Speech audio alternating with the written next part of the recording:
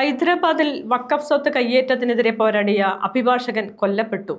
പ്രതികളിൽ ഒരാൾ കോൺഗ്രസ് സംസ്ഥാന വൈസ് പ്രസിഡന്റ്. തെലങ്കാനയിൽ നിന്ന് ഞെട്ടിക്കുന്ന ഒരു വാർത്ത പുറത്തു വന്നിരിക്കുന്നു. ഹൈദരാബാദിൽ വഖഫ് സ്വത്ത് കയ്യേറ്റത്തിനെതിരെ കോടതിയിൽ പോരാടിയ അഡ്വക്കേറ്റ് ഖാജ മൊയ്സുദ്ദീൻ കൊല്ലപ്പെട്ടു. സ്വന്തം വീടിന് മുന്നിലെ നിരത്തിൽ പാർക്ക് ചെയ്ത വാഹനത്തിൽ കയറുന്നതിനിടെയാണ് പാഞ്ഞു വന്ന SUV അദ്ദേഹത്തെ ഇടിച്ചു തെറിപ്പിച്ചത്.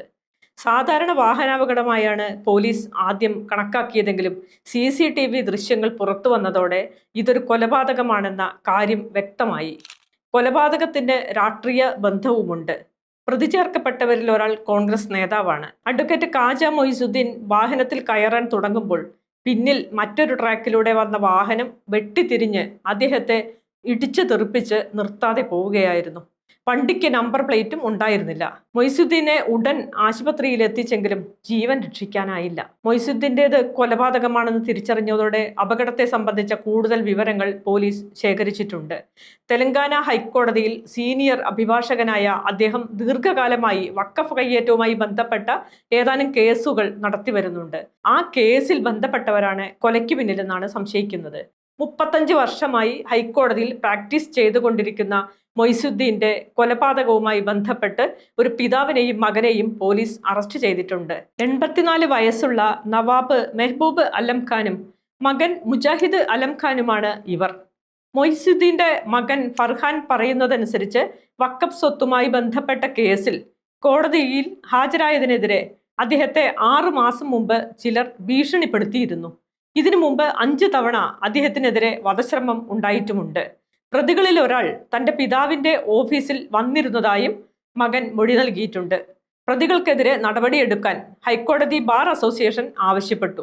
ശക്തമായ നടപടി സ്വീകരിക്കാൻ AIMIM പ്രസിഡന്റ് ഹൈദരാബാദ് MP-യുമായ ഉവൈസിയും ആവശ്യപ്പെട്ടു. അലം ഖാൻ കുടുംബം സ്വന്തം പോലെ കൊണ്ടു നടക്കുന്ന ഒരു സ്വകാര്യ സൊസൈറ്റിയുടെ വഖഫ് സ്വത്ത് കയ്യേറ്റത്തിനെതിരെയാണ് മൊയ്സുദ്ദീൻ കേസ് നടത്തുന്നത്. നവാബ് ഷാ അലം ഖാനും ഭാര്യ ആബിദ ഖാത്തൂണിനും 7 മക്കളാണ് ഉള്ളത്. ആബിദ് ഖാത്തൂണിന്റെ പിതാവ് മുഹമ്മദ് അബ്ദുൽ സത്താറാണ് ഡക്കാൻ സിഗരറ്റ് ഫാക്ടറിയുടെ ഉടമ. ആബിദയെ വിവാഹം കഴിച്ച ശേഷം 1946 മുതൽ ഷാ അലം ഖാനാണ് ഫാക്ടറി നോക്കി നടത്തുന്നത്. ഗോൽക്കൊണ്ട സിഗരറ്റ് ഈ ഫാക്ടറിയിൽ നിന്നാണ് പുറത്തു വരുന്നത്. 1909 ഷാ അലം ഖാൻ അൻവറുൽ ഉലൂം എഡ്യൂക്കേഷൻ സൊസൈറ്റി സ്ഥാപിച്ചു. 1952 ഇത് വലിയൊരു ശൃംഖലയായി വികസിച്ചു. നിലവിൽ ഈ സൊസൈറ്റിയുടെ അധീനതയിൽ 100 കോടി കണക്കിന് റിയൽ എസ്റ്റേറ്റ് പ്രോപ്പർട്ടിയുണ്ട്. പ്രതികളിൽ ഒരാളായ മെഹബൂബ് അലം ഖാൻ അൻവർ ഉൽ ഉലൂം എഡ്യൂക്കേഷൻ സൊസൈറ്റിയുടെ സെക്രട്ടറിയാണ്. അദ്ദേഹം രാജകീയ ഹൈദരാബാദി നിസാമി വിഭവങ്ങളുടെ കാര്യത്തിൽ വിദഗ്ധനാണ്. താജ് ഗ്രൂപ്പിന്റെ പാചക ഉപദേഷ്ടാവുമാണ്. സർക്കാർ ഡിന്നറുകൾക്കായുള്ള മെനു ക്യൂറേഷൻ വിദഗ്ധനായും പ്രവർത്തിച്ചിട്ടുണ്ട്. കൂട്ടുപ്രതിയായ മകൻ മുജാഹിദ് അലം ഖാൻ അൻവർ ഉൽ ഉലൂം കോളേജ് ഓഫ് ഫാർമസിയുടെ ജോയിന്റ് സെക്രട്ടറിയാണ്. കൂടാതെ തെലങ്കാന പ്രദേശ് കോൺഗ്രസ് കമ്മിറ്റിയുടെ വൈസ് പ്രസിഡന്റും മേധക് പാർലമെന്റ് മണ്ഡലത്തിലെ ഇൻചാർജുമാണ്. മൊയ്സുദ്ദീന്റെ മരണം കഴിഞ്ഞ് മണിക്കൂറുകൾക്കുള്ളിൽ ഇയാൾ ഖാജ മൊയ്സുദ്ദീന്റെ മരണത്തിൽ അനുശോചിച്ചുകൊണ്ടുള്ള ഒരു കുറിപ്പ് പ്രസിദ്ധീകരിച്ചിരുന്നു. സംസ്ഥാന വഖഫ് ബോർഡിന്റെ കൈവശമുള്ള ഭൂമി ഈ ട്രസ്റ്റ് കയ്യേറിയതുമായി ബന്ധപ്പെട്ടാണ് ഇപ്പോൾ മൊയ്സുദ്ദീൻ കൊല്ലപ്പെട്ടിട്ടുള്ളത്.